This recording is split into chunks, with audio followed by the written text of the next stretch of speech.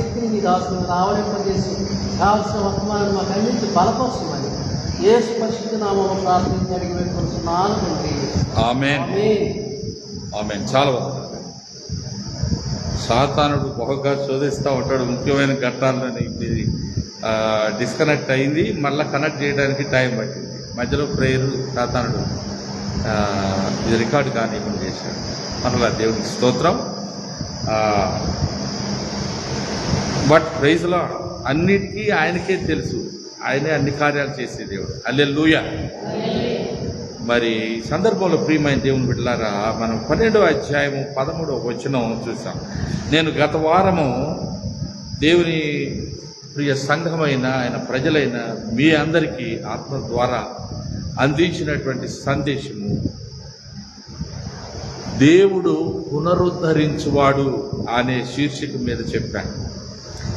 ఆది కాండము అంటే నేను మొత్తం 66 గ్రంథాల మీద 66 ప్రసంగాల్ని నేను సమకూర్చి వాటన్నిటిని కంపైల్ చేసి లేఖనానుసారమైన క్లుప్త సందేశాలు అందించడానికి దేవుడిచ్చిన నడిపింపును బట్టి నేను సిద్ధపరిచాను. అయితే అందులో 2వ గ్రంథము బైబిల్లో ఆది నుండి, ఆది కాండం తర్వాత ఏమొస్తుంది చెప్పండి? నిర్గమకాండం. ఆ నిర్గమకాండము మొత్తంలో 1-2 ప్రాముఖ్యమైన ఘట్టాలని మనం తీసుకొని ఆత్మ సంబంధమైన సందేశాన్ని దేవుని ప్రజలకు అవి ఆత్మీయంగా పురుకొల్పే విధంగా అందించాలనేటువంటి ఆశతో నేను సిద్ధపరిచిన ఈ 66 ప్రసంగాలలో దేవుడు సమయం ఇచ్చిన కొలది నేను వాటిని దేవుని ప్రజలకు అందించాలనేటువంటి ఆసక్తితో ఉన్నాను. ఇది మధ్యలోనే నేను మీకు కొన్నిసారి చెప్పాను, సాయంకాలానికి 2వది కూడా అందిస్తాను అని చెప్పాను. అయినా అది సాధ్యం కాదు. తర్వాత వేరే స్థలానికి మీటింగ్కి వెళ్ళి రావటం అయింది. అక్కడప్పుడు దేవుడు బలంగా వాడుకున్నారు. తన నామాన్ని ఆయన ఎప్పుడూ మహింపరచుకుంటారు. ఆయనకే మహిమ కలుగును గాక. ఆయన బిడ్డలకు జయమును, ఆశీర్వాదమును, శాశ్వతమైన కృపయు నిరంతరము కలుగు చేయను గాక. ఆమేన్. దేవుని ప్రియ బిడ్డలారా, ఇక్కడ 12వ అధ్యాయము 13వ వచనాన్ని మనం చూసినట్లయితే, దేవుడు తన ప్రజలను బంధకాల్లో నుండి, శ్రమలలో నుండి, సాతాను యొక్క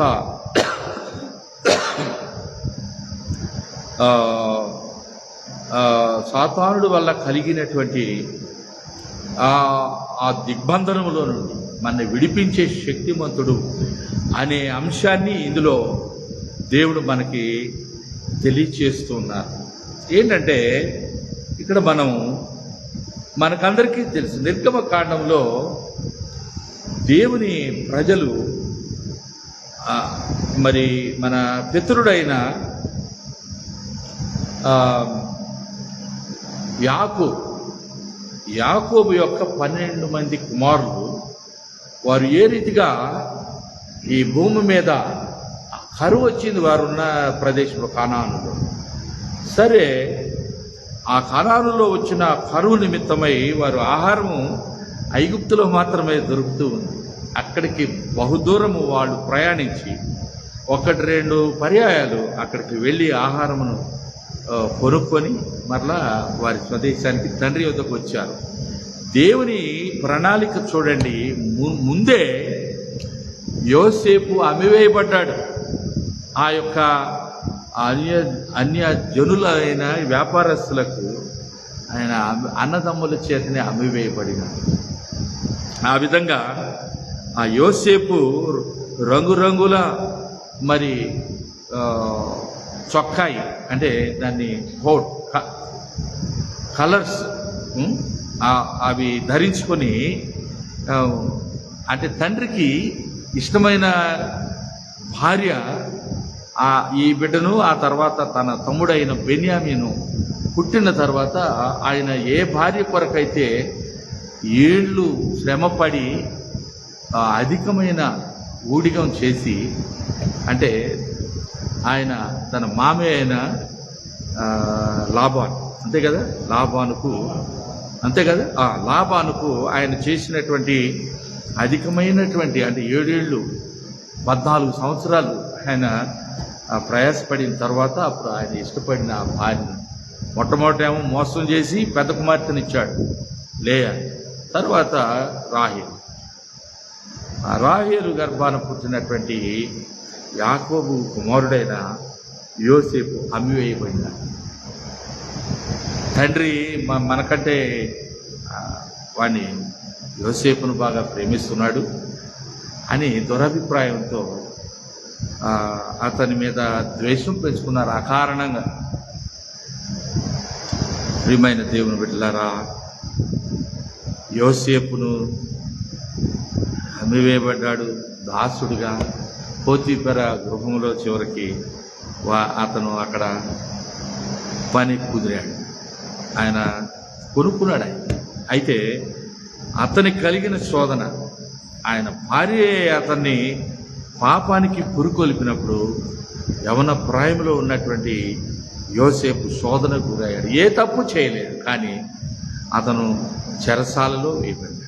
ఆ చెరసాలలో వేయబడిన తర్వాత దేవుడు అద్భుతమైన తన ప్రణాళిక చొప్పున ఆయన జైల్లో ఉన్నా సంతోషమే, ఎక్కడున్నా సంతోషమే. దేవుణ్ణి విడిచిపెట్టకుండా, తన పరిశుద్ధతను వదిలిపెట్టకుండా, దేనికి రాజీ పడకుండా విశ్వాస జీవితం, పరిశుద్ధమైన జీవితం, దేవుని కొరకు ప్రత్యేకించుకున్న జీవితం, దేవుని చిత్త ప్రకారము జీవించాలని ఆశించిన ఆ యొక్క యోసేపు చివరకు అతనికి తోడుగా అతనితో పాటు ఆ జైల్లో ఉన్నటువంటి వారు కొందరు ఆయన కనిన కలల స్వభావం అర్థం తెలియజేసినప్పుడు కొందరికి మేలు జరిగింది, అయినా వారు మర్చిపోయారు. తగిన సమయం రానే వచ్చింది. ఫరోకు ఒక కళ వచ్చింది. ఆ కళలో మరి రానయ్యున్న కరువు కాటకాలను గురించి ఫరో కళ కానీ బహుగా కలవరం చెందాడు. అప్పుడు కళల భావం చెప్పే ఒక వ్యక్తిని ఉన్నాడండి జైల్లో అని చెప్పినప్పుడు అతన్ని పిలిపించి అతని దగ్గర ఈ కళ భావం చెప్పమని అడిగినప్పుడు దేవుడిచ్చిన జ్ఞానం చొప్పున దేవుని దాసుడైన, దేవుని కుమారుడైన యోసేపు రానయున్న మహా కరువును గురించి, ఆ కరువులో ఏ విధంగా పంట అధికంగా పండింది, దాన్నంతటినీ కొట్లలో వారు ధాన్యం నిల్వ చేశారు. ఆయన చెప్పిన మేరకే ఆ ఫరో ఆయన చెప్పిన ప్రకారం అన్నీ చేస్తూ ఉన్నాడు. మరీ 7 ఏళ్ళు కరువు రాబోతుంది.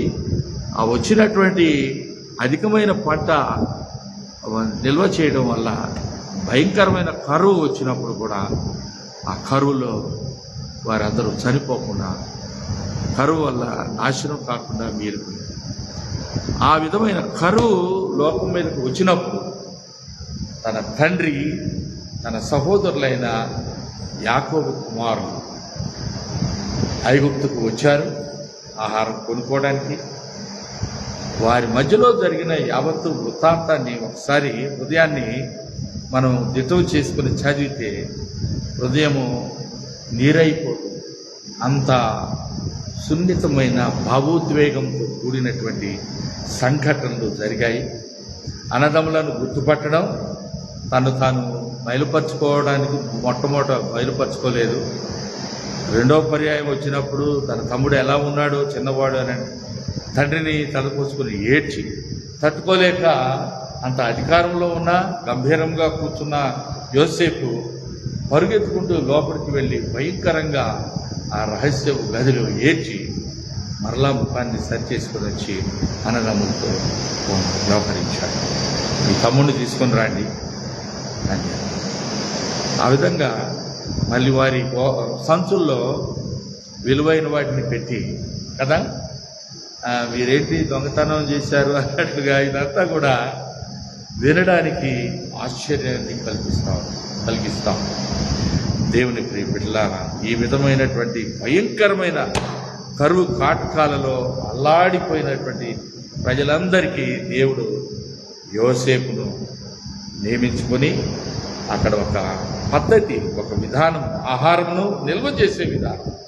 ఐగుప్తు ఫరో, ఆ ఐగుప్తులో అధికారము దేవుడు నలుగురి చేత ద్వేషించబడి అసూయ చెందిన అందరూ అన్నదమ్ములు అసూయ పడిన యోసేపును దేవుడు హెచ్చించి ఐగుప్తులో గొప్ప స్థాయికి ఆయన హెచ్చించి అక్కడ నియమించుకున్నాడు. ఆ తర్వాత ఒకనొక రెండవ సందర్భంలో ఆ తండ్రిని ఆ తమ్ముడిని పిలిపించుకున్నాడు. తర్వాత తను తాను బయలుపరుచుకున్నప్పుడు ఫరో యోసేపుకి గోషను అనే ప్రాంతంలో మీరందరూ నివాసం ఉండండి, మీరు మీ కుటుంబాలు, మీరు గొర్రెల కాపర్లు, మీ వృత్తి అది. ఇక్కడ ఐగుప్తులో అది ఎవరు చేయరు, వీళ్ళు వేరే పనులు చేస్తారు, మీరు మీ ప్రత్యేకమైన ఆ స్థానంలో మీరు ఉండండి అని చెప్పేసి వారికి కేటాయించాడు.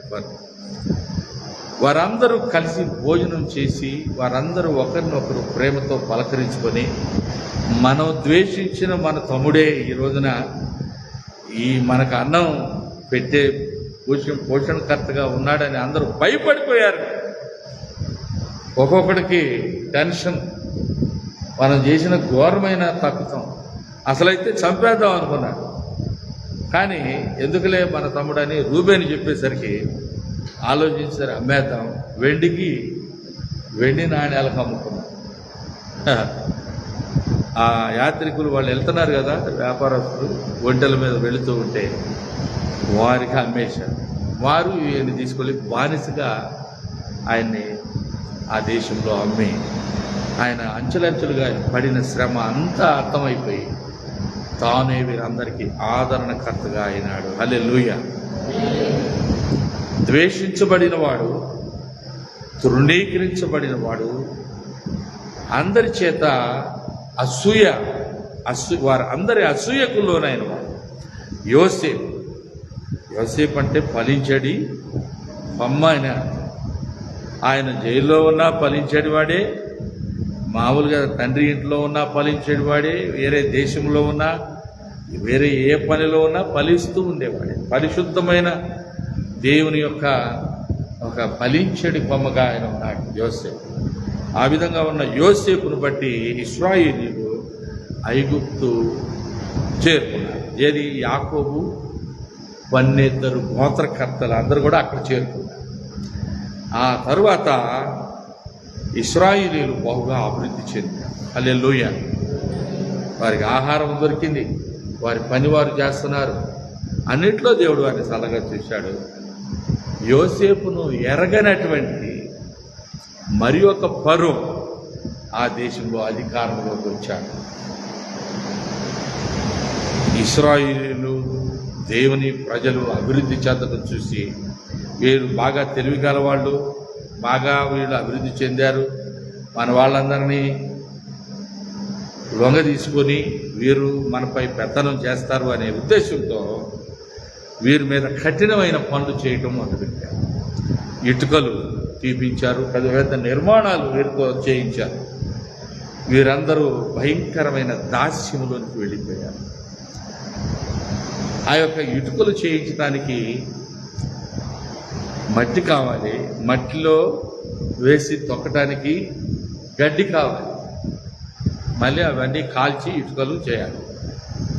అవసరమైన ఇవ్వకుండా చేయమని అనడం ఎంతవరకు ధర్మం?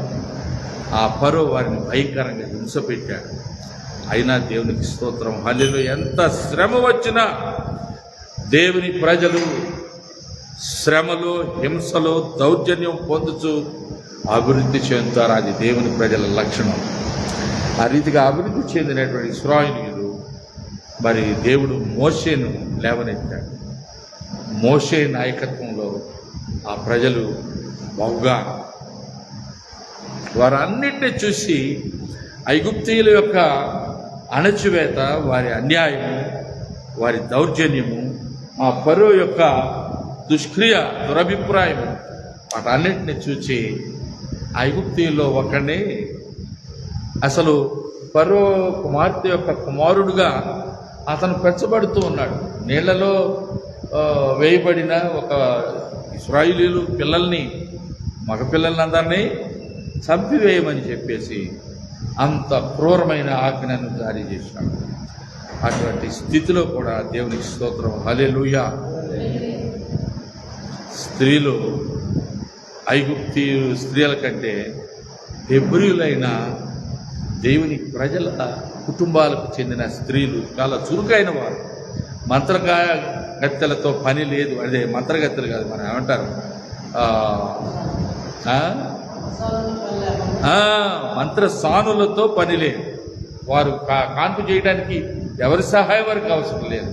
కష్టపడి పనిచేసేవారు, దేవుని నమ్ముకున్నవారు, దేవుని కృపను పొందినవారు. కనుక వారి పిల్లలు వారంతా యథావిధిగా పెరిగి పెద్దవారు అవుతూ ఉన్నారు. ఈ పరిస్థితుల్లో దేవుడు మోషేను ఎన్నిక చేసుకుని, మోషే ద్వారా దేవుడు మోషేతో మాట్లాడి విమోచకుడుగా ఇశ్రాయేలీయులను మార్గదర్శకత్వం వహించి ఆ దేశంలో నుండి విడిపించటానికి, అంటే నిర్గమము అంటే బయటకు వెళ్ళడం, exodus, leaving the place to go to another place అనమాట. ఇక్కడ నుండి మరొక స్థలానికి నిర్గమము. ఇప్పుడు మనం విమానాశ్రయాల్లో, బస్ స్టాండ్లలో, పెద్ద పెద్ద రైల్వే స్టేషన్లలో చూస్తాము ఎగ్జిట్, అంతే కదా, నిర్గమం. ఎంట్రీ కాదు, నిర్గమం. ఆ నిర్గమ కాండంలో ఉన్న ప్రధానమైన ఘట్టాలు మనం ఒకసారి ఆలోచన చేసుకుంటే,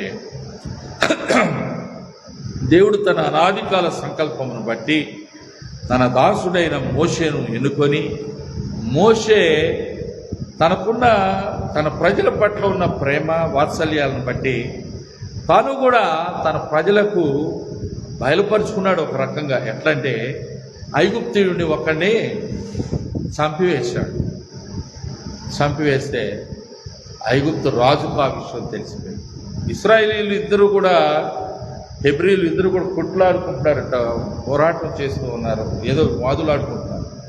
అప్పుడు వారి ఇద్దరిని సమాధానపరచాలని మోషే వెళ్ళి, అయ్యలారా ఎందుకు మీరు ఇలా చేసుకుంటున్నారు, మనం ఒకే వర్గం వారము, ఒకే వంశస్థులము అని ఆయన చెప్పినప్పుడు వారు మొన్న మధ్యను ఆ ఐగుప్తీయుని చంపి ఇసుకలో పాతి పెట్టినట్టు మళ్ళీ నువ్వు మాకు చెప్పడానికి వచ్చావా అనేసరికి అమ్మాయి ఈ విషయము బాగానే బయట జనాలకి తెలిసిపోయింది.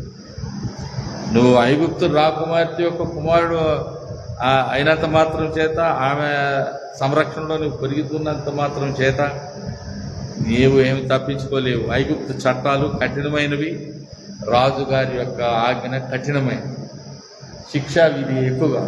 అప్పుడు మోషే ఎక్కడికో పారిపోయాడు. ఏదో ఏ దేశం అది, జాతి. మోషే పారిపోయినట్టు ఇద్దరు అనే మామూలు దగ్గరికి వెళ్ళాడు. ఎవరికైనా గుర్తుందా? అందరూ బైబిల్ చదువుతాం, ఎవరికైనా గుర్తుందా? ఆయన ఏం దేశం అది? నోట్లో ఆడుతుంది, నాకు రావట్లే.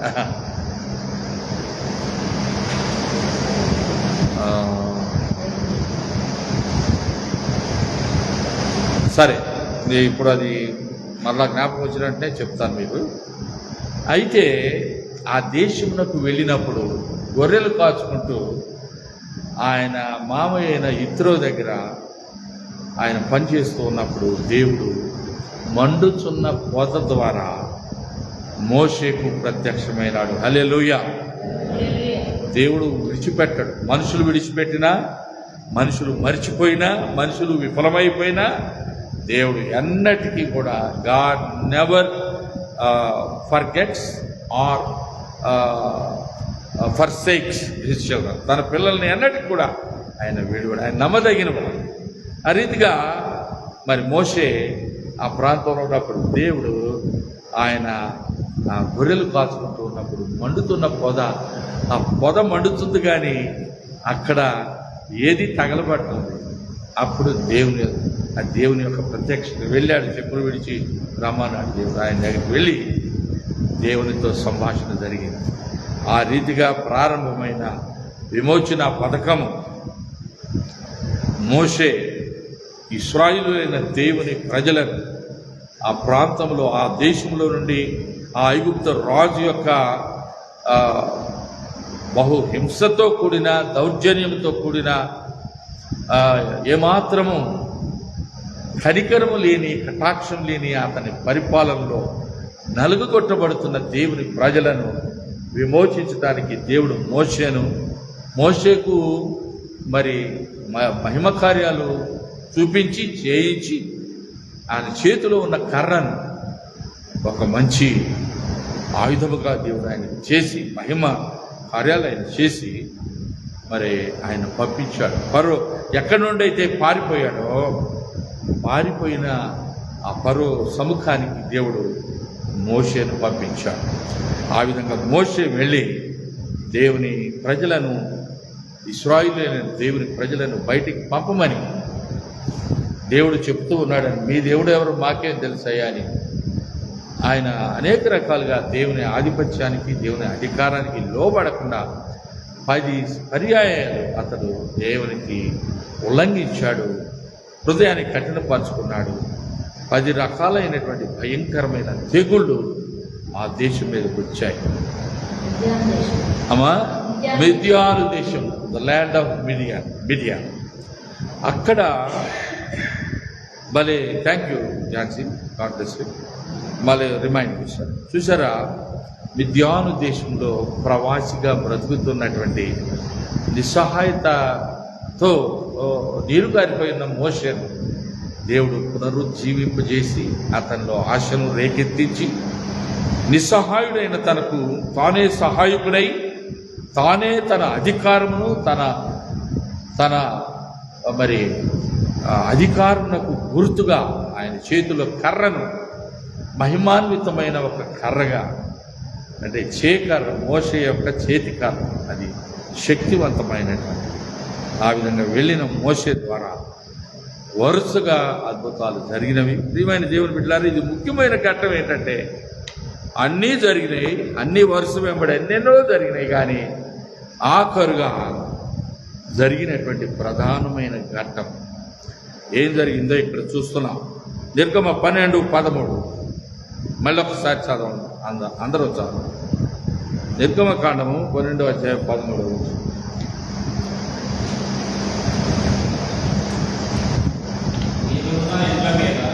మీరున్న ఇళ్ల మీద ఆ రక్తము మీకు గురుతుగా ఉండదు. నేను ఆ రక్తమును చూచి మిమ్మను నశింపచేయక దాచిపోయింది. ప్రియమైన దేవుని బిడ్డలారా, మోషే గారికి ఇశ్రాయేలు ప్రజలకు ఆజ్ఞాపించవలని చెప్పినటువంటి విషయం ఏంటంటే, ఒక గొర్రెపిల్లను కానీ, నిర్దోషమైన ఒక గొర్రెపిల్లను కానీ, మేకపిల్లను కానీ దాన్ని వారు తీసుకొని దాన్ని వధించి దాని రక్తమును వారు నివాసం ఉంటున్నటువంటి ఆ యొక్క ద్వారబంధముల ఆ గడపల పైన క్రింద 2 చోట్ల రాయమని ఆ రక్తమును ప్రోక్షించమని చెప్పినాడు. ఆ విధంగా ఆయన ఆ రక్త ప్రోక్షణ ఉన్న ప్రతి గృహమును సంహార దూత దాటిపోయే విధంగా దేవుడు గుర్తు పెట్టాడని. దేవుని ప్రియమైన బిడ్డలారా, మనం అసలు నిజంగా సమయాన్ని తీసుకొని ఆలోచన చేస్తే, సమన్వయపరుచుకొని సత్యాలన్నింటినీ క్రోడీకరించుకొని ఆలోచన చేస్తే, మొట్టమొదట దేవుడు నీతిమంతుడైన హేబేలు తన రక్తమును చిందించినప్పుడు ఆ రక్తమునకు భూమిలో అది ఒలికించబడినా అది నీతిమంతుడుగా దేవుని వలన అంగీకరింపబడిన ఒక వ్యక్తి రక్తముగా తండ్రి దేవుడు యెహోవా దేవునికి ఆ రక్తము మొర్ర పెడుతున్నది. హల్లెలూయా. ఆ రక్తము మొర్ర పెడుతుంది.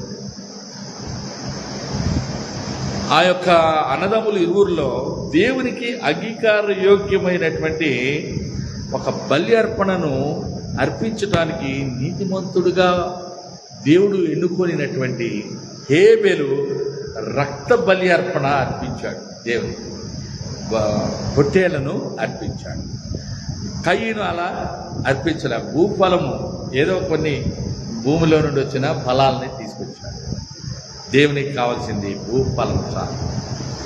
రక్తము విమోచనకు గుర్తు. హల్లెలూయా. మరి ఆ మాటకు వస్తే ఏదెనులో ఆదాము హవ్వలు దిగంబరులై దేవుని ఆజ్ఞను ఉల్లంఘించినప్పుడు వారి పైన ఆచ్ఛాదన వారు కోల్పోయి దేవుని ఎదుటకు రాలేక సిగ్గుపడుతూ అవమానానికి గురయ్యి చెట్ల చాటున దాక్కుంటూ ఉన్నప్పుడు తిరిగి దేవునితో సమాధాన పరిచింది ఏమిటి అని మనం ఆలోచన చేసినప్పుడు దేవుడే కృప కలిగి వారి యొక్క ఆచ్ఛాదనను వారు ఆకులతో అలములతో చెట్టు ఆకులతో మరి అంజూరపు ఆకులతో కచ్చడములు చేసుకునేసరికి అవి ఎంతకాలం నిలబడితే వారి సిగ్గు దిశమలను కప్పగలవా? లేవు. కనుక దేవుడే జంతువును వధించి చర్మపు చొక్కాయల్ని అనుగ్రహించాడు. ఆ చర్మపు చొక్కాయి రావాలంటే, చర్మం రావాలంటే దాన్ని ముందు ఏం చేయాలా? జంతువును వధించాలి. రక్తము ఒలికించబడింది. హల్లెలూయా. రక్త ప్రోక్షణ లేనిదే పాప పరిహారం లేదని హెబ్రీ పత్రికలో 11వ అధ్యాయంలో చూస్తాం. విశ్వాసం లేకుండా దేవునికి ఇష్టడై ఉండటం అసాధ్యం. రక్తము చిందించబడకుండా కూడా పాప పరిహారము జరగదు. దేవునితో మనం కలిగి ఉండవలసిన సంబంధము రక్త సంబంధం. హల్లెలూయా చెప్తాం మనం అందరం.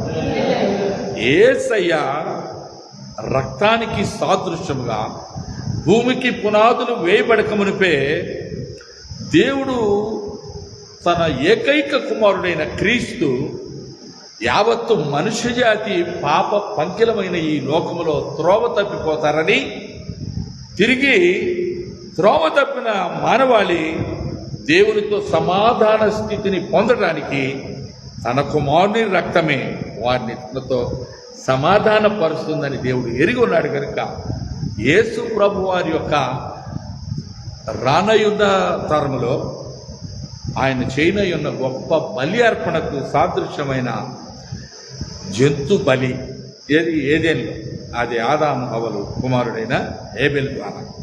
అంతకంటే ముందే వారి తల్లిదండ్రులైన ఆదాము హవ్వలకు వారి దిశమలను కప్పడానికి దేవుడు వధించిన ఆ గొర్రె యొక్క రక్తం. తరువాత కాలంలో మరి తన ప్రజలైన ఇశ్రాయేలీయులు, హెబ్రీయులు, యాకోబు కుమారులైన 12 మంది గోత్రకర్తల పిల్లలు, వారి సంతానం అంతకంతకు అభివృద్ధి చెందినందువలన వారందరూ గోషెను ప్రాంతంలో వారి నివాసం ఉంటున్నారు. కనుక ఆ దేశం అంతటి మీదకి దేవుని యొక్క తీర్పు ఉగ్రత రానై ఉన్నది. ఆ ప్రజలందరి ఎదుట దేవుడు తన మహిమ కార్యాన్ని చేయనై ఉన్నాడు. దేవుడు చెప్పాడు తన ప్రజలైన హెబ్రీయులకు, ఇశ్రాయేలు, మీరు గొర్రెను వధించి, గొర్రె పిల్లను కానీ మేక పిల్లను కానీ దాన్ని వధించి దాని రక్తమును గడపల మీద రాయమని చెప్పాడు. అంతేకాకుండా దాన్ని వడివడిగా ప్రయాణం చేస్తున్నట్టుగా, ప్రయాణంలో ఉన్నవారు ఎలా ఉంటారు ఆ విధంగా సిద్ధపాటుతో రెడీ టు ట్రావెల్, ప్రయాణమునకు సిద్ధముగా ఉన్నవారు. ఈ లోకంలో మానవుల యొక్క జీవితము ఒక యాత్ర వంటిదని దేవుడు తెలియచేశాడు. ఈ లోక యాత్ర నటనతో కూడింది, శాశ్వతమైంది కాదు. ఇది ఎన్నో ఘట్టాల గుండా వెళుతుంది. కానీ ఎన్ని ఘట్టాల్లోనైనా దేవుడు తన కృప అతిశయమును బట్టి తన ప్రజల పక్షమున గొప్ప కార్యములు చేసే దేవుడై ఉన్నాడు. ఆ రోజున దేవుడు చెప్పిన రీతిగా సంహార దూత వచ్చి ఆ యొక్క మరి ఇశ్రాయేలీయులైన దేవుని బిడ్డలు ఆయనకు లోబడినందువల్ల ఆ వధించబడిన ఆ గొర్రె లేక మేక యొక్క రక్తం ఆ గడపలపై రాసి ఉన్నందువల్ల సంహార దూత వారిని దాటిపోయాడు. హల్లెలూయా చెప్దామా?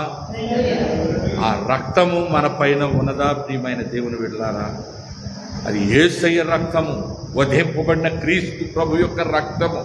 ఆ రోజున ఆ మహా గొప్ప ఘటన, ఆ మహా గొప్ప ఘట్టము ఇశ్రాయేలీయులైన వారి గృహాల్లో ఒక్కరు కూడా సంహారం చేయబడలేదు. తొలిచూలు సంతానం అంతా కూడా ఐగుప్తు దేశములో పశువులలోనైతేనేమి మనుషులలోనైతేనేమి ప్రతి వాటిలో తొలిచూలు సంతానం హతము చేయబడింది.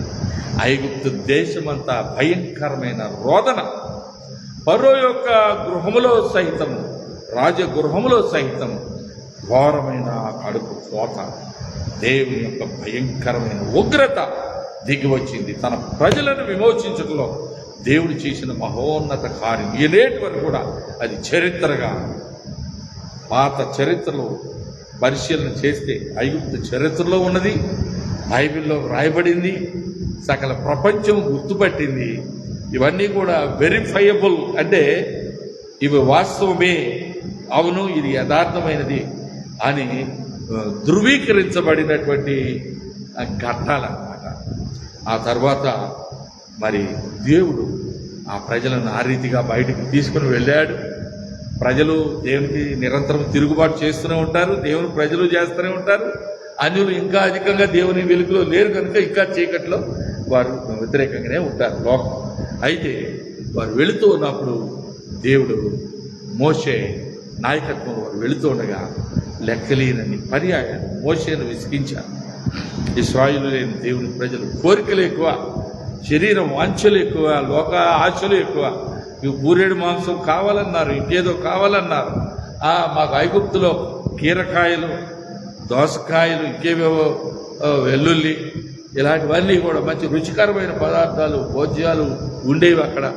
ఇక్కడ ఈ చేపలు ఉన్నాయి, నైలు నదిలో చేపలు ఏమీ లేవు, ఇక్కడ ఈ అడవిలో చేస్తున్నామని వారు ఏడ్చారు. అయినా దేవుడు వారిని పోషించాడు, అనుగ్రహించాడు. చివరికి ఇదంతా బాగానే ఉంది. వారు వెళుతూ ఉండగా ఏమి ఎదురొచ్చిందండి? ఎర్ర సముద్రం. ఏంటంటే అది ఎర్ర సముద్రము. సముద్రం ఎవడైనా దాటగలడా? ఏ వ్యక్తి అయినా దాటగలడా? ఒకవైపు ఎర్ర సముద్రము అడ్డుగా వచ్చింది, వెనక వైపు ఫరో దుఃఖదిప్పుకున్నారు. వాళ్ళంతా సముదాయించుకొని దేశం అంతా కూడా దుఃఖ దినాలు ప్రకటించి ప్రజలందరూ మీ గృహాల్లో వెళ్ళిన పీనుగులను, శవాలను మీరు ఖననం చేయండి, మీరు ఏం చేస్తారు మీ పనులు మీరు చేసుకోండి. పశువులు చచ్చిపోయినాయి, మనుషులు చనిపోయారు, తొలిచూలు అన్నీ హతమైపోయాయి. ఇదిగో మన శత్రువులుగా ఉన్నవారు ఇశ్రాయేలీయులు, హెబ్రీలు ఆ మోషే నాయకత్వంలో, అహరోను నాయకత్వంలో వీళ్ళంతా బయలుదేరి 3 దినాల ప్రయాణం అని అన్నారు.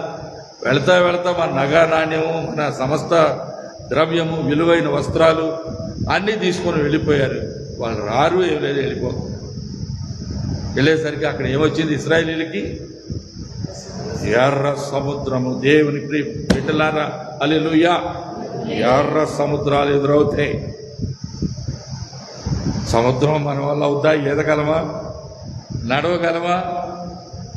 అసలు ఎవరికైనా సాధ్యమేనది? వెనక వైపు చూస్తేనేమో ఫరో రౌద్రంతో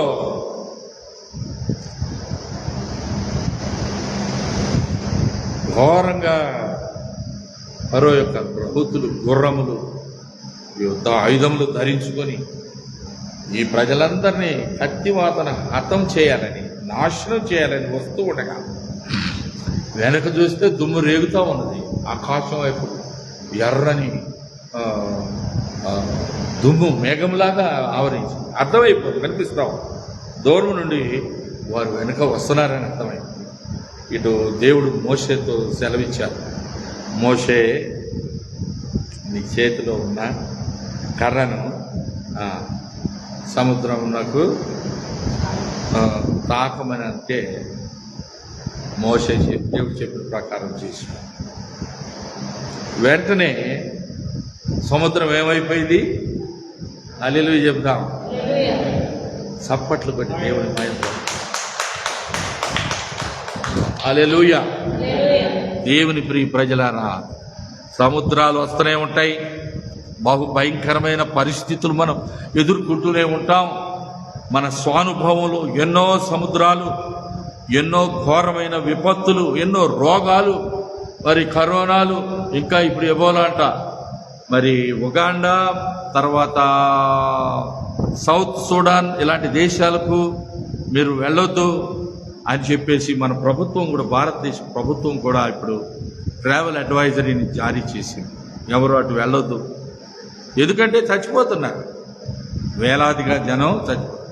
ఒకవేళ ఇటువైపు అది వచ్చి పడిందంటే ఇక ఈ ఈ ఈ దినాల్లో మరణాల సంఖ్య లక్షల్లో ఉంటుందన్నమాట. దేవుని ప్రజలారా, ఆ రోజున ఏర్పడిన భయంకరమైన పరిస్థితులలో ఒక్కసారి ఊహించుకోండి. వెనక వైపు ఫరో సైడ్, ముందు ఎర్ర సముద్రం. మనం నమ్ముకున్న మన దేవుడు మనకు కావలిగా, మనకు కాపరిగా, నడిపించే నాయకుడుగా, మరి మన పైన ఆయన నియమించుకున్న నాయకులు అనగా మోషే వంటి దైవజనులను ఆయన ఎన్నుకున్నాడు. ధర్మశాస్త్రమును ఆయన ద్వారానే ఇచ్చాడు. మరి అహరోను, మోషే వీరందరూ కూడా దేవుని దాసులుగా ఉన్నారు. ఆ రోజున ఆ ఎర్ర సముద్రమును దాటారు. ఆమేన్. 14వ అధ్యాయం 13-14 వచ్చిన ఇక్కడ చూడండి, ఇంకా ఆశ్చర్యకరమైన దేవుని మాట.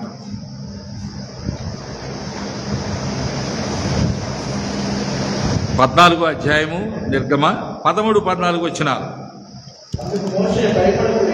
అందుకు మోషే భయపడకుడి,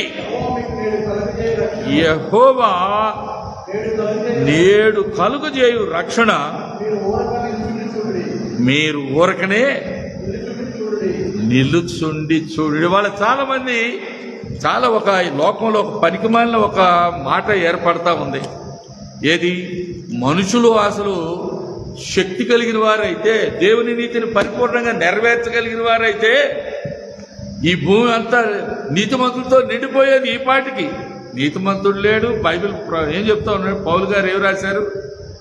నీతిమంతులు ఉన్నారని రాశాడా? నీతిమంతులు ఉన్నారని రాశాడా? మనమంతా నీతిమంతులమా? అసలు కానే ప్రభువుని అంగీకరించిన వారు మరణంలో నుండి జీవంలోనికి ఆయన దాటించాడు. ఆమేన్. మనం నీతిమంతులం కాదు. మన క్రియలను బట్టి, మన తలంపులను బట్టి, మన ఆలోచనలు బట్టి. మన అభ్యాసాలు మంచివి కాదు, మన ఆలోచన విధానం మంచిది కాదు. మనం దేవునికి ఇష్టమైన వారంగా జీవించట్లా. మనం ప్రయత్నిస్తూ ఉంటాం. 7వ అధ్యాయంలో రోమాపత్రికలో ఒకసారి చూస్తే పౌలు గారు రాస్తా ఉంటాడు. పౌలు గారు 7వ అధ్యాయంలో మనం ఇక్కడే ఈ విషయాన్ని సాతానుడు చిన్న మోసం చేసి ప్రజలందరినీ తప్పు త్రోవలో నడిపిస్తూ ఉంటాడు. ఈయన ప్రకారము చేయాలని మనం ప్రయత్నిస్తూ ఉంటాం. దేవుని వాక్య ప్రకారం చెప్పిన ప్రకారం నువ్వు చేసావా అని మళ్ళీ సాతానుడు వెంటనే ఒక పిచ్చి ప్రశ్న వేస్తూ ఉంటాడు. తీయండి 7వ అధ్యాయం, ఝాన్సీ చదవం. 7వ అధ్యాయంలో పౌలు గారు రాస్తున్నటువంటి, అయ్యో నేనెంత దౌర్భాగ్యుడనే ఉంటుందమ్మా మాట.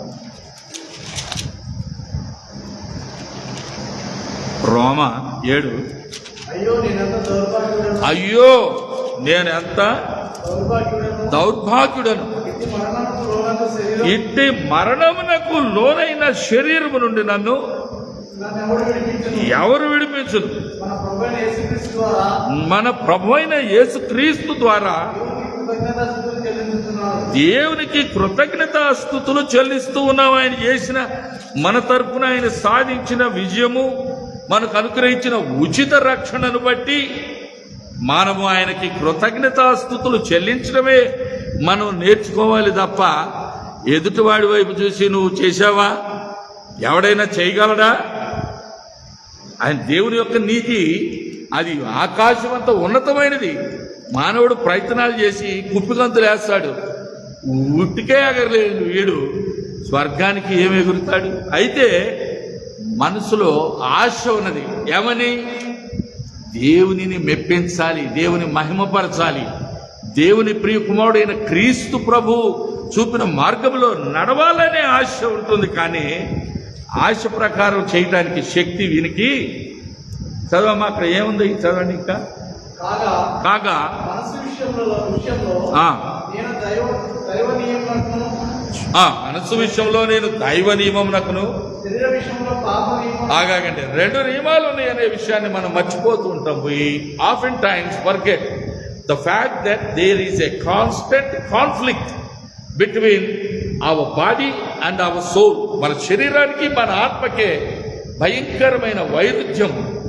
మనం మంచి చేయాలని మనం ఆశిస్తున్నాం మన మనసులో, ఆత్మలో. శరీరమేమో బలహీనమైన ఘటన. ఇది ఈ రెండిటి మధ్య యాతన పెట్టబడుతూ ఉన్నాడు ప్రతి విశ్వాసి. నీతిమంతుడు ఎవడైనా ఉన్నాడంటే దేవుడు ఆశించిన స్థాయిలో నీతిమంతుడు ఒక్కడు కూడా లేడు. నీతి అంటే ఏంటి అసలు? ఎవరైనా ఆలోచన చేస్తే నీతి అంటే యేసుక్రీస్తు ప్రభు వారిని విశ్వసించడమే నీతి. 3వ అధ్యాయము రోమపత్రికలో 24వ వచనం చదవండి. చిన్న డిస్టింక్షన్స్ అవి మనం కనిపెట్టక మన మనసు స్ట్రగుల్ అవుతూ ఉంటుంది అన్నమాట. కాబట్టి నమ్మువారు ఆయన కృపచేతనే క్రీస్తు యేసునందలి విమోచనము ద్వారా ఎట్లంటాయా? ఉచితముగా నీతిమంతులుగా తీర్చబడిన మనము మన క్రియలను బట్టి అతిశయపడడానికి ఏం లేదు. మన ప్రభు కొరకు నీతిగా జీవించినా కూడా అయ్యా ఇది నీవు అనుగ్రహించిన నీతి, నీవు అనుగ్రహించిన కృప, జీవించలే అనేది వాస్తవం. భూమి మీద మానవుని యొక్క పోరాట దినములు ఇవే దినాలు, పోరాటం. పౌలు గారే, నేను దౌర్భాగ్యుణ్ణి. పౌలు గారు మహామత ప్రవిష్టుడే. బాల్యం నుండి యోధా మత ప్రవిష్టుడిగా ఉన్నాడు. యవ్వన ప్రాయంలోనే దేవుని కొరకు సమర్పించుకుని ఉన్నవాడే. ధర్మశాస్త్రం అంతా ఎరిగిన వాడే. ఎవరైనా దాన్ని నెరవేర్చగలరా అంటే ఆయన కూడా చెప్పు, ఎవరు కూడా దేవుని నీతిని నెరవేర్చలేరు. కానీ ఆయన ఉన్న నియమాన్ని చెప్పాడు. ఏంటి? మనస్సు విషయంలో దేవుని నీతికి సంబంధించిన నియమము, శరీరం విషయంలో పాప నియమం, 2 నియమాలు ఉన్నాయి. కనుక ఇరు వర్గాల మధ్య మన ఆత్మకు శరీరము, మన శరీరం ఇక్కడ చూడండి, ఇది చూడమ్మా, ఇది శరీరం నాదే. నాలో ఉన్న ఆత్మ నా శరీరానికి వ్యతిరేకంగా పోరాటం. శరీరానికి దీనికి ఏమేమి ఉన్నాయి? ఆశలు, శరీర క్రియలు స్పష్టంగా ఉన్నవి. 5వ అధ్యాయం గలతీ పత్రిక 16వ వచనం నుండి చదివితే శరీర క్రియలు, ఈ బైబిల్ చదువు మనం ఏదో కళ్ళు మూసుకొని 1 వచనం చదవటం, బాగానే చదివేశాము మన భక్తులు అనుకుంటాం. చాలదా ఆ భక్తి? చాలు. దేవుని నీతి తెలుసుకోవాలా, అధ్యయనం చేయాలి జీవితాన్ని. చదువు సుధాకర్ 5:16 గలతీ. నేను చెప్పినదేమనగా ఆత్మానుసారముగా నడుచుకొనుడి, అప్పుడు మీరు శరీరేచ్ఛలను నెరవేర్చరు. శరీరమునకు ఆత్మకును, ఆత్మ శరీరమునకును విరోధముగా అపేక్షించును. ఒకదానికొకటి విరోధముగాను ఉన్నవి కనుక మీరు ఏమి చేయనిచ్చేందురో వాటిని చేయక నీతిగా బ్రతుకుదామని అనుకుంటాం. ఈ జనవరి 1 నుంచి అయ్యగారు ఇక నేను సిగరెట్లు మానేస్తున్నాను, సినిమాలు చూడటం మానేస్తున్నాను, మందు మానేస్తున్నాను. అయ్యగారు, అయ్యా నా నెత్తి మీద చేయొచ్చి ప్రార్థన చేయండి అంటాడు ఒక ఆయన. ఆశ ఉన్నంత ఆశ. తెల్లారి పొద్దునే సెంటర్లో కనపడి తాగి ఊగులాడుకుంటా వస్తాడు. ఏంట్రా బాబు పితి పుట్టి ఇది ఆడుకున్నాను అయ్యగారు. దేవుని బిడ్డలారా, భూమి మీద మనిషి శరీరంలో ఉన్నంత వరకు ఈ పోరాటం కొనసాగుతూ ఉంటుంది. అయితే మన శరీర పోరాటము, మన ఆత్మలో జరిగే ఘర్షణ మన దేవుడు చూస్తా ఉన్నాడు. మన సహాయకుడై మన పక్షమున మన కృషిని, మన చేసే ప్రయత్నాన్ని దేవుడు ఫలింపు చేస్తూ ఉంటాడు. మనకు సంతృప్తిని ఇస్తూ ఉంటాడు. దేవుడు సాక్షిగా జీవించడానికి దేవుడు నాకు అవకాశం ఇచ్చాడులే, ప్రత్యేకించబడిన జీవితం జీవించడానికి దేవుడు కృపనిచ్చాడులే, మనం సంతోషపడుతూ ఉంటాం. ఎవరో పట్టుకొని మనం ఇవన్నీ ఇప్పుడు పాస్టర్ల మీద చాలామందికి ఏడుపు అన్నమాట. ఈ మాట నేను అనొచ్చా అనకూడదు నాకు తెలియదు. పాస్టర్ సంగతి నీకెందుకురా బాబు, నీ ఏడుపు నువ్వు ఏడ్చుకో. పాస్టర్లు వాళ్ళు చేయలేదనుకో, రహస్యంలో పాపంలో బ్రతుకుతున్నాడు, నువ్వేం చేయాలా? దేవా ఇతను సరైన మార్గంలో లేడు, సరే అతను ఏదో చెప్పాడే కానీ మాకు నువ్వు చెప్పే ఉపదేశం ఉంటాయా? వాక్యం ఉన్నది. అలాంటి వారిని దేవుడు పాస్టర్గా కూడా ఉంచాడు, తొలగించేస్తాడు. దేవుని నియమానికి వ్యతిరేకంగా జీవించేవాడిని కొంతకాలం అతని రంగు బయటపడుతుంది. అతన్ని సమాజం ఏం చేస్తుంది? ఇతనిలో చాలా లోపాలు ఉన్నాయి, ఇతని అయ్యగారికి వాక్య పరిచర్య పనికిరాడు అని దేవుడే అతన్ని తీసి ఉద్యోగం వేరే వాళ్ళకి ఇస్తాడన్న. ఆమేన్. నియమానుసారంగా పోరాడితేనే కదా, లేకపోతే మనకు రాము. అదే రీతిగా దేవుడు తన దాసులను ప్రత్యేకించుకొని కృప చూపించి మహిమలో నుండి అధిక మహిమలోనికి వారిని నడిపిస్తూ, పడిపోయినప్పుడు చేయవతనిచ్చి లేవనెత్తుతూ ఆయనే కాపాడుతూ ఉంటాడు. కనుక లోతైన అధ్యయనం చేయండి ప్రతి ఒక్కరూ. నేను ఎవరిని నిరుత్సాహపరచను, ఎవరినో వ్యతిరేకించి నేను మాట్లాడను. ఒకరికి వ్యతిరేకంగా మనం మాట్లాడటం వల్ల మనకు వచ్చే ప్రయోజనం ఏమీ లేదు. నేను భూమి అంతా తిరిగా చాలా వరకు, ఈ దేశం నుండి ఆ దేశం చివరికి వెళ్ళి వచ్చాను. అంటే నాకు తెలిసిన కాడికి పశ్చిమ దేశాలు, ఇటు తూర్పు దేశాలు, ఇటు బాగా ఈ ప్రాంతాలన్నీ కూడా తిరిగి చూసినప్పుడు భారతదేశంలో కూడా ఈ చివరి నుంచి ఆ చివరికి తిరిగి వచ్చా. ఎక్కడ చూసినా నాకు మనుషులు గణనీయమైనటువంటి నీతిమంతులుగా జీవిస్తున్నారు అనేటటువంటి వారి మనుషుల యొక్క సాక్ష్యము నిలవదు. మనుషులు ఏంటంటే నీతిమంతులను పట్టుకొని ఏం చేశారు? ఆ రోజున ఏం చేశారమ్మా? చంపేశారు. హేబేల్ని ఏం చేశాడు? అలానా ఏం చేశాడు? చంపేశాడు. ఈ లోకంలో సుఖప్రదమైన జీవితం నీతిమంతులకి దొరకదు. నీతిమంతుల జాబితాలో ఉన్న మనము దేవుని కృపలో ఉచితంగా నీతిమంతులుగా తీర్చబడ్డామనే విషయాన్ని గుర్తుపెట్టుకొని, అయ్యా నీ ఉచిత కృప వల్లే మేము బ్రతుకుతాం. ఇక్కడ దేవుని యొక్క ప్రాముఖ్యమైన విషయం ఈ ఘట్టంలో ప్రభు ఏం చెప్తున్నారు? అక్కడ 12వ అధ్యాయం, అదే 13వ అధ్యాయము నిర్గమ 13, 14 వచనాలు. ఈ 2 వచనాలు మనం ఒకసారి అనుకొని అందులో భావం నేను ఒకసారి ఎక్స్ప్లెయిన్ చేసి క్లుప్తంగా ముగించేస్తాను. చూడండి, ఆ రోజున ఏం జరిగింది? వెనక నుంచి వాళ్ళు వచ్చారు. ఎవరు? ఐగుప్తీయులు. బహు రౌద్రంతో వచ్చారు.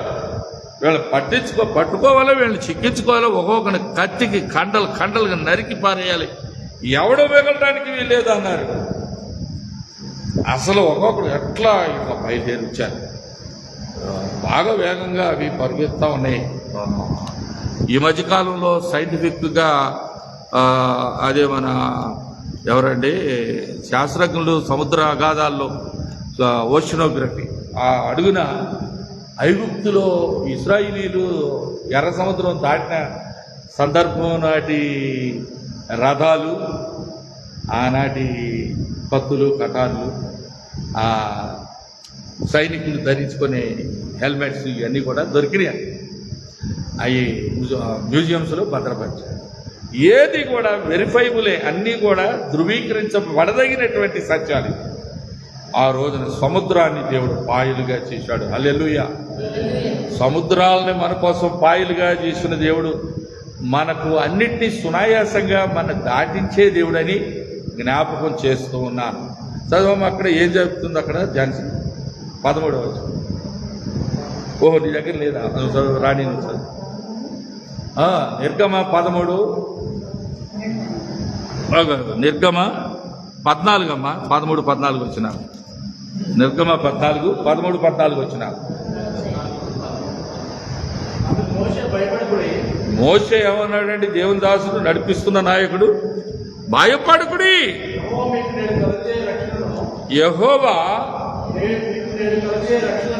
నేడు కలుగజేయు రక్షణను మీరు ఊరకనే నిలుచుండి చూడుడి. ఈనాడు మీ మీదకి దాడి చేసి వచ్చి మిమ్మల్ని హతం చేయాలని వచ్చిన ఐగుప్తీయులను మరి మీరు ఎన్నడూ చూడరు. హల్లెలూయా. దేవుడు ఏం చెప్పాడు అక్కడ? మనం ఇందులో కూడా చదువుతాం, యెషయా ప్రవక్త రాసిన గ్రంథంలో కూడా, భూదిగంత జనులారా మీరు నా వైపు ఏం చేస్తున్నాడు, ఏం చెప్తున్నాడు దేవుడు, ఏం చేయమంటున్నాడు దేవుడు? మన దేవుడు చూచి రక్షణ పొందమంటాడు. మోషే గారి ఆధ్వర్యంలో ఇశ్రాయేలీయులు ఎడారిలో అరణ్యములో తాపకరమైన సర్పములు వారిని కరిచి చంపి ప్రాణాలు తీస్తూ ఉంటే, వేలాది మంది నేలకు ఒరిగిపోతూ ఉంటే, మోషే దేవుని దగ్గర మొర్రపెట్టినప్పుడు ఏదైతే సర్పము కాటు వేసి ప్రాణం తీస్తుందో ఆ సర్పం యొక్క ఒక ఇత్తడి సర్పాన్ని, ఒక నమూనాను తయారు చేసి ఆకాశంలో ఎత్తుగా ఎత్తి ఎవరైతే దాని వైపు చూస్తారో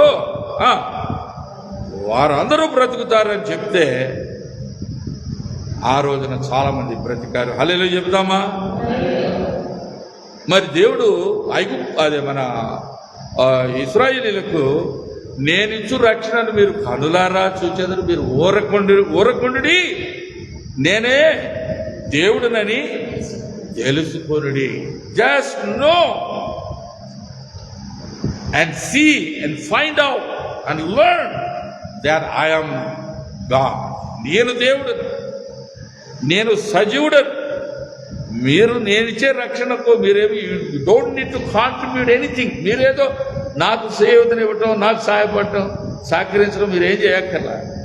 నేను ఇచ్చే రక్షణ మీరు చూడండి, నేను చెప్పిన ప్రకారం మీరు వింటే చూడండి అంతే. Look an to me all ye the ends of the earth, you will be saved. ఉదిగంత జనుల నా వైపు చూచి రక్షణ. మరి దేని వైపు చూసినా మీకు రక్షణ ఉందా లేదా? సుధాకర్ ఉందా? లేదు.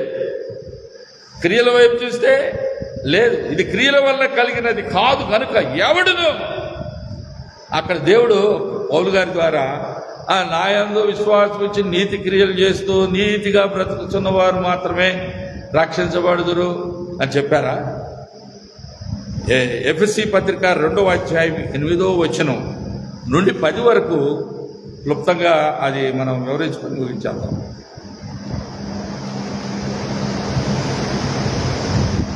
ఎనిమిదవ వచనం. కాబట్టి మీరు విశ్వాసం ద్వారా కృప చేతనే రక్షింపబడి ఉన్నారు. ఇది మీ వలన కలిగినది కాదు, దేవుని వరమే. అది క్రియల వలన కలిగినది కాదు కనుక ఎవడును అతిశయపడ వీలు లేదు. ఇక్కడ చూడండి, ఇక్కడ విషయం ఏంటంటే, మరియు వాటి యందు మనము నడుచుకోవాలని దేవుడు ముందుగా సిద్ధపరిచిన సత్క్రియలు చేయుటకై మనం క్రీస్తు యేసునందు సృజించబడిన వారమై ఆయన చేసిన పని అయి ఉన్నాం. మనలో ఏదైనా మంచి ఏదైనా కొద్ది కనపడిందంటే దాని అర్థం ఆయన మన కొరకు ముందుగా సిద్ధపరిచిన సత్క్రియలు. సత్క్రియలు రక్షించబడటానికి కాదు, రక్షించబడిన దానికి గుర్తుగా ఒక వ్యక్తిలో సత్క్రియలు కనిపిస్తూ ఉంటాయి. హల్లెలూయా. ఈ విషయాన్ని తెలుసుకోక కనపడ్డ ప్రతివాడి మీద వాడి అరవటమేనంటే కేకలేయటమే, పులిపీఠాలు పగిలిపోతున్నాయి, మైకాలు ఇరిగిపోతున్నాయి, ఒక్క మంచి పని లేదని అంటారు. లోకమే పెంటగా ఉన్నది, లోకమంతా చెత్తతో నిండి ఉంది. దహించి వేయబట్టకు సంసిద్ధంగా ఉన్న పెంట కుప్ప లోకం. అరే ఏ ఇంట్లో చూసినా దుర్వార్తే. ఒక్కడు రక్షణ పొందినవాడు ఉండడు. రక్షణ పొందినవాడు కూడా విశ్వాసంలో ఎదగటానికి అనుకూలమైన వాతావరణం అక్కడ లేదు. బైబిల్ను విశ్వసించి బైబిల్ ప్రకారం బోధించి సత్యాన్ని వారి ప్రాణప్రదంగా భావించి యేసయ్య తరపున నోటి పూరగా ఎవరైతే ఉంటారో అట్టి వ్యక్తులు అతి అరుదుగా ఉన్నారు భూమి మీద. ఎవడైనా నీతి కోసం నిలబడితే వాడిని ఏం చేస్తున్నారు? లోకం ఏం చేస్తుందండి? చంపివేస్తాం. సత్యాన్ని చెప్తే అది చచ్చిపోయినట్టే, అతను సాక్షులు అయిపోవాల్సిందే. ప్రవీణ్ పగడాల గారు చనిపోయి ఇప్పుడు సంవత్సరం అయిపోయింది. ఆ ప్రవీణ్ పగడాల గారిని బట్టి దేవునికి స్తోత్రం. హల్లెలూయా. ఆయన వేద సన్నాశయం కాదు, ఆయన కోటీశ్వరుడు. బాగా కోట్లు వ్యాపారం ద్వారా నీతిగా సంపాదించుకున్న డబ్బుని ప్రజల కొరకు దేవుని కొరకు ఖర్చు పెట్టాలని మంచి పథకాలతో ఆ రాజమండ్రి వైపు అక్కడేదో భూమి కుట్ర కొని ఇంకా తర్ఫీ చేయాలని మంచి క్రైస్తవులకు బలహీనుల తరఫున ఆయన ఎన్నెన్నో మంచి పథకాలు మనసులో పైకి డిక్లేర్ చేయాలి. ఆయన ఒక సుప్రీంకోర్టులో ఏదో ఒక క్రైస్తవుల తరఫున ఏదో వేశాడు. అది ధర్మాసనం ముందుకు రాబోయే తరుణంలో అమ్మ ఇది వచ్చేస్తుంది, ఆయనే నిలబడి వాదించబోతున్నాడు. ఆయన మాటలకు పటిష్టమైన పునాది ఉంది, ఆయన మంచి వాదన పట్టిమ ఉన్నది. అతను ఉంటే మాత్రం క్రైస్తవులకు మేలు జరుగుతుందని ఏం చేశారంట, క్రీస్తు శత్రువులు, దుర్మార్గులు, హంతకులు దాడి చేసి చంపారు. పైగా ఆయన మీద త్రాగుబోతూ అతను ఇంకేదేదో ముద్రలు వేశారు. దేవుని ప్రియ బిడ్డలారా, నీతిమంతులను హతము చేసింది లోకం. నీతిమంతులుగా జీవించడానికి ప్రయత్నించిన వారు, ఇతరుల కొరకు ప్రాకులాడి సహాయపడటానికి నిలబడిన వారిని వాళ్ళ చేతులు నరికింది, వాళ్ళ కాళ్ళు నరికింది, కళ్ళు బీకింది, జైలు పాలు చేసింది. నీతి కొరకు, సత్యం కొరకు హింసను అనుభవించడం ఈ లోకంలో ధన్యతే. అరే మేము ఎందుకు ఏ నేరం చేయని మేమేదో పరమతాన్ని మేమేదో చేసామని మా మీద లేనిపోని నేరారోపణ చేసి మమ్మల్ని తీసిపోయి జైల్లో పడేస్తే నేనే అరెస్ట్ చేయబడ్డాను. తీసిపోయి నన్ను జైల్లో పడేస్తే తర్వాత ప్రాసిక్యూషన్ జరిగి 11 సంవత్సరాలు అసలు అంత పనికిమాలిన కేసు ఎక్కడా చూడము. అటువంటి నీచమైన నీతి తప్పిన లోకంలో మనం ఉన్నాం. నీతి బాక్యమైన, నీతి లేనటువంటి, చట్టంలో నీతి లేదు, న్యాయం లేదు, యథార్థత లేదు. అబద్ధ సాక్షుల్ని 35 మందిని ఒక్కొక్కడు ఎక్కడో అమెరికా ఉన్నాడంట, ఎక్కడో దేశంలో ఉన్నాడంట, వాడిని పిలుచుకొచ్చి చేయడానికి ఎంత టైం పట్టిందండి? ఇన్నేళ్లు సాగదీసి మాకు అన్యాయం చేసి నన్ను, నా పాస్పోర్ట్ తీసుకెళ్లి యవ్వన ప్రాయంలో నేను ఎక్కడెక్కడికో ఆహ్వానాలు ఇస్తే దేవుని కొరకే కదా నా ప్రయాణం, నన్ను వెళ్లకుండా అడ్డుకున్నారు. వారందరికీ శాపము కలుగుద్దే. న్యాయపీఠాల్లో న్యాయం లేదు. ఎవరో పాపం ఎక్కడన్నా ఉన్నా వాళ్ళని నోళ్లు మూయించడం, వాళ్ళకి లంచాలు పెట్టడం, వారిని ఎక్కడో ఏదో విధంగా వాళ్ళని అణిచివేయడం ఈ భారతదేశం కాదు, ప్రపంచంలోనే సంగతి చెప్తున్నా నేను. కనుక ఎవరూ బాధపడవద్దు. దేవుడు తన నీతి రాజ్యాన్ని స్థాపించబోతున్నాడు. ఈ లోకంలో శ్రమను అనుభవించిన వారు రేపు జీవ కిరీటము, రకరకాల కిరీటాలను దేవుడు తన బిడ్డలకు ఇవ్వనై ఉన్నారు.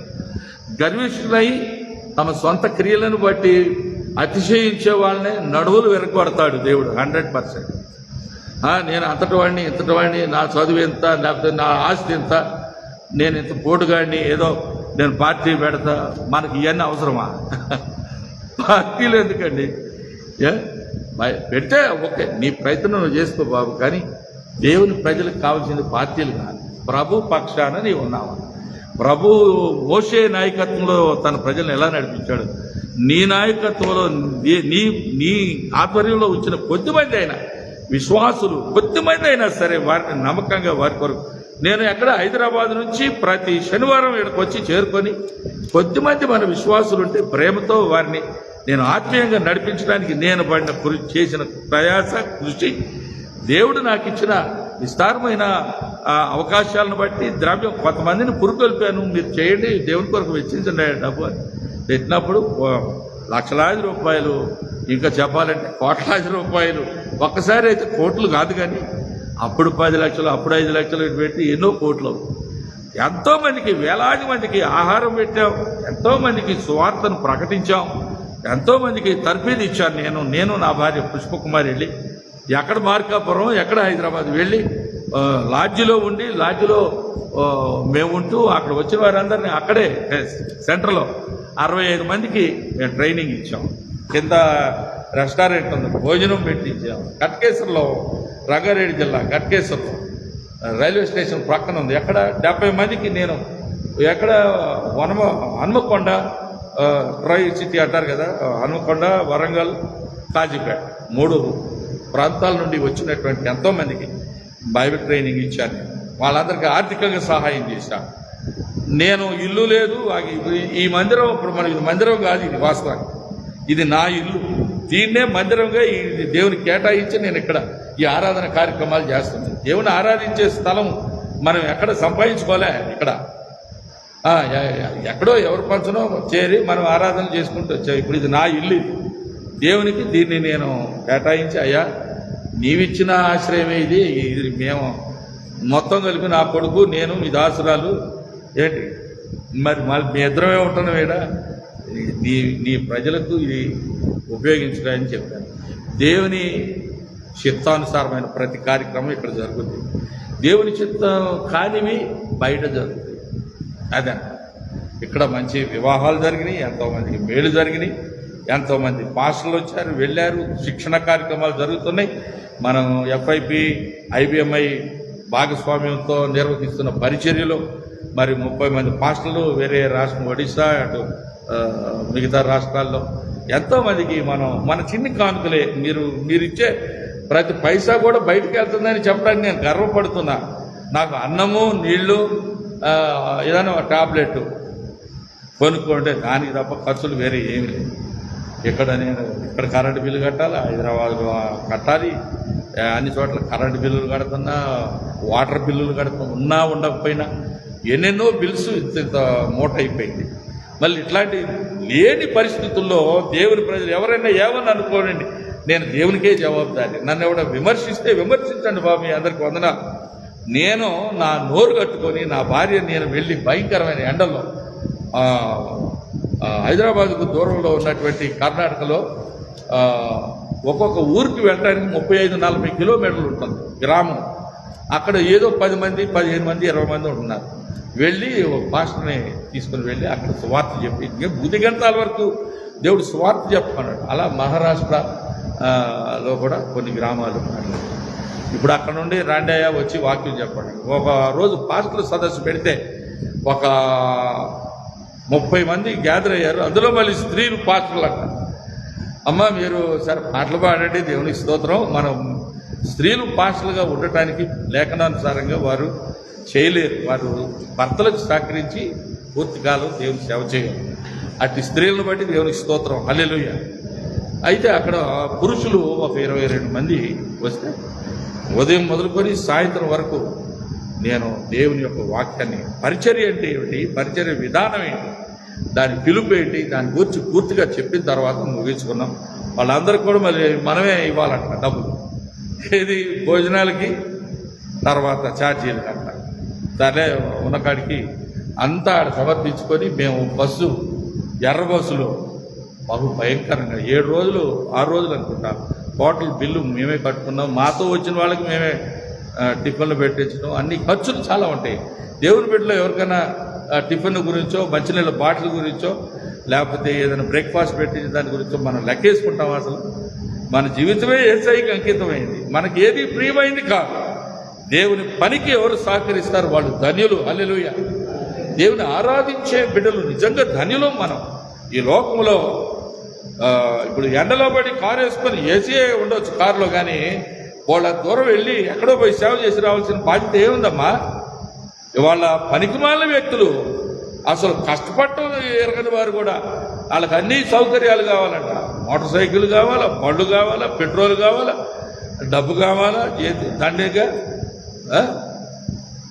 ఒక చోటకు పోయి రావడానికే బాధపడుతున్నారు. అంటే నేను ఎవరిని విమర్శించడానికి కాదు, ఆలోచించుకోండి. ఎవరికి పోయిన వాళ్ళే. ఇప్పుడు నేను ఏదో ఒక చోట ఊగులాడుకుంటూ వెళ్ళి వచ్చేది అయిపోయిందని అంటే నేను సేవ చేసినట్ట. భూతి గంతాల వరకు ఎప్పుడు వెళ్తాం మనం? ఉన్న కాడ 10 మందిని చేరుకోవాలి. మన పనుల్లో మనం బిజీ అయిపోవటం కాదు. మన ఉప్పు మిరపకాయ చింతపండు పనులు చేసుకుంటా ఇంటికి పరిమితం అయితే సేవ కాదు. నేను మొన్న ఇల్లు వచ్చా, ఒక రాత్రి మేము నాతో పాటు సహోదరులు తీసుకుని వెళ్ళా. నేను ఆ రోజు అన్నా ఒక మాట అన్నా ఆవేదనతో, భారతదేశానికి క్రైస్తవులని మిషనరీలను వస్తున్నారు, వాళ్ళని అరెస్ట్ చేయాలా అని వీళ్ళు పెట్టుకున్నారు. ఎవరు? ప్రభుత్వం వాళ్ళు ఏ వీసా మీద వస్తున్నారు ఏంటి అని. ఒకవేళ అలాంటి వాళ్ళు ఎవరైనా వస్తే అక్రమంగా వస్తే వాళ్ళు అరెస్ట్ చేయొచ్చు అనే అభిప్రాయంతో నేను ఒక మాట అన్నాను, అరెస్ట్ చేయొచ్చు అని. వాళ్ళు అరెస్ట్ చేయటం అక్రమం జరిగితే ఎవడైతే కదా. అయితే వారి వల్ల ఏంటి ఉపయోగం? వచ్చిన వాళ్ళు ధర్మంగా వస్తే, అధికారం వస్తే మేలు, లేదనుకో ప్రమాదం. నువ్వు ఎవరి దగ్గరకు వచ్చావో వాళ్ళకే ప్రమాదం. మేలు చేయాలనుకున్న కాడికి కీడు ఎక్కువై. కనుక వివాదాస్పదమైన అంశాలు నేను మాట్లాడను. ఒకరి జోలి జోక్యం నాకొద్దు. నా జీవితానికి నేను దేవునికి జవాబు చెప్పాలి. ఇప్పుడు ఇది వర్తమానంలో భాగం కాదు, కానీ ఇప్పుడు నేను చెప్పే విషయాలు మన నీతి క్రియలను బట్టి మనం ఎన్నడూ రక్షణ పొందము. ఆయన వైపు చూచుట వలన రక్షణ పొందుతాము. కేవలము ఆయన వైపు చూస్తే రక్షణ పొందుతాము. చూడటం అంటే ఏంటి? 3:24 రోమా ఫైనల్గా ఆ మాట ఒక్కసారి చదివేసి ముగించేసుకుందాం. బైబిల్ ఒకసారి చదివితే రాదు, చదవాలా, కంటిన్యూగా ధ్యానం చేయాలి, దేవుని సహాయం కావాలన్నమాట. చదవ. కాబట్టి ఎట్టమా నమ్మువారు ఆయన కృపచేతనే క్రీస్తు యేసునందలి విమోచన, రిడెంప్షన్ అంటే విడుదల. మనకి తాకట్లో ఉన్నామండి, కాళ్ళు చేతులు కట్టి పడేశారు, బంధకాల్లో పడి ఉన్నాం మనం. సాతానుకు తొత్తులయ్యాం. వాడు అబద్ధికుడు, దొంగ, దోపిడిగాడు. ఈ లోకాన్ని మొత్తాన్ని వంచన చేశాడు, పడేసుకున్నాడు. యేసయ్య వచ్చాడు, మన విమోచించాడు తన రక్తము చేత చిందించటం వల్ల. మన విమోచన క్రయదన, విమోచన అంటే విడుదల. ఇప్పుడు ఈ బంధకాలు పోవాలంటే కడపటి కాసు వరకు చెల్లించితేనే నీతిమంతుడైన న్యాయాధిపతి అయిన దేవుడు మన్ని అవినీతి పరులమైన మన్నే ఒకేసారి నీతిమంతులుగా ఏం చేయడండి. కుమారుడైన క్రీస్తు శరీరధారిగా ఎందుకు రావాల్సి వచ్చింది?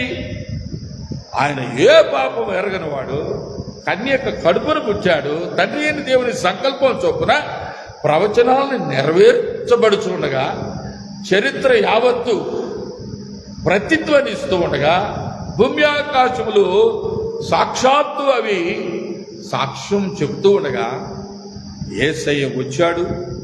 ఇరువురు దొంగల మధ్య అపరాధిగా ఎంచబడి, అన్యాయపు శిక్ష తీర్పు విధించబడి, 7 మాటలు పలికి సమాప్తమైనది, తండ్రి నీ చేతికి నా ఆత్మను అప్పగించున్నానని చెప్పి, ఏదేను అనే వనములో ఆదాము విఫలమైతే, గెత్సెమనే వనములో క్రీస్తు ప్రభువు తండ్రి అయిన దేవుని సంపూర్ణ చిత్తాన్ని నెరవేర్చాడు. దేవుడు లోకమును ఎంతో ప్రేమించాను. ప్రేమించి ఏం చేశాడు? కాగా ఆయన తన అద్వితీయ కుమారునిగా పుట్టిన వాని యందు, ఇక్కడ ఏం చెప్తున్నాడమ్మా చెప్పండి, ఎవరైనా చెప్పండి. ఏం చెప్తున్నాడు చిన్న? విశ్వాసముంచువాడు నశింపక. అగాగండి, ఇంకేదన్నా ముఖ్యం అనుకో, అప్పుడు విశ్వాసం ఉంచి రోజు నీతిగా బ్రతికితే, ఏది మనకు నీతి లేదనే కదా ఆయన వచ్చింది, నిన్ను నన్ను రక్షించింది. ఇప్పుడు మనకేదైనా నీతి ఉన్నా కూడా అది ఆయనదే. హల్లెలూయా. ఆ రక్తమే మన నీతిమంతులుగా తీరుస్తూ ఉన్నది. నీ రక్తమే నన్ను శుద్ధీకరించు, నీ రక్తమే నా బలము. నా చిన్నప్పుడు పాడేవారి పాట.